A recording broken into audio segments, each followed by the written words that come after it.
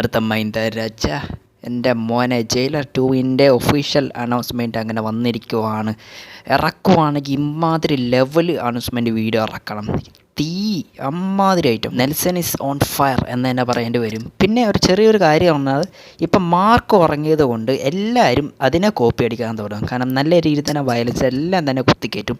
ഇനി എല്ലാവരും ഒരേ സ്വരത്തിൽ പറയുന്നു നമ്മുടെ ലാലേട്ടനൊക്കെ സിനിമയിൽ വരുമോ ഇല്ലയോ എന്ന്.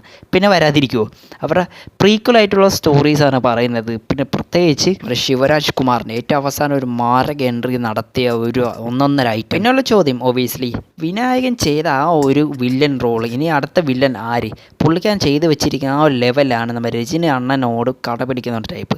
പുള്ളിക്കാരനാണെങ്കിൽ പോലീസ് കേസൊക്കെ നടക്കുവാണ്. നല്ലൊരു നടനാണ്. പുള്ളി എന്തിനാ ആവശ്യമില്ലാത്ത കാര്യത്തിലൊക്കെ പോകണമെന്നാണ് എല്ലാവരും ചോദിക്കുന്നത്. പിന്നെ ജാക്കി ഷറഫിൻ്റെ ആ ഒരു ക്യാരക്ടർ സിനിമ വരാൻ സാധ്യത കുറവാണ്. സോറി ഫ്രണ്ട്സ്, മൈക്കിന് ഇച്ചിരി പ്രശ്നമുണ്ട്, അതുകൊണ്ടാണ് ചെറിയ ഇറിറ്റേഷൻസൊക്കെ എല്ലാം വരുന്നുണ്ട്.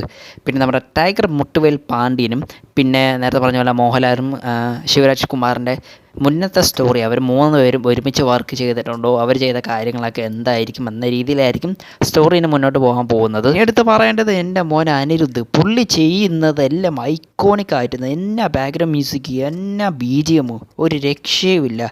നിങ്ങൾ വീഡിയോ കണ്ടിട്ടുണ്ടാകും. നിങ്ങളുടെ അഭിപ്രായം ജസ്റ്റ് അടി കമൻറ്റ് ബോക്സിൽ കമൻറ്റ് ചെയ്തേക്കുക. പിന്നെ എൻ്റെ വീഡിയോ ഇഷ്ടപ്പെടുവാണെങ്കിൽ സബ്സ്ക്രൈബ് ചെയ്യാൻ മറക്കല്ലേ.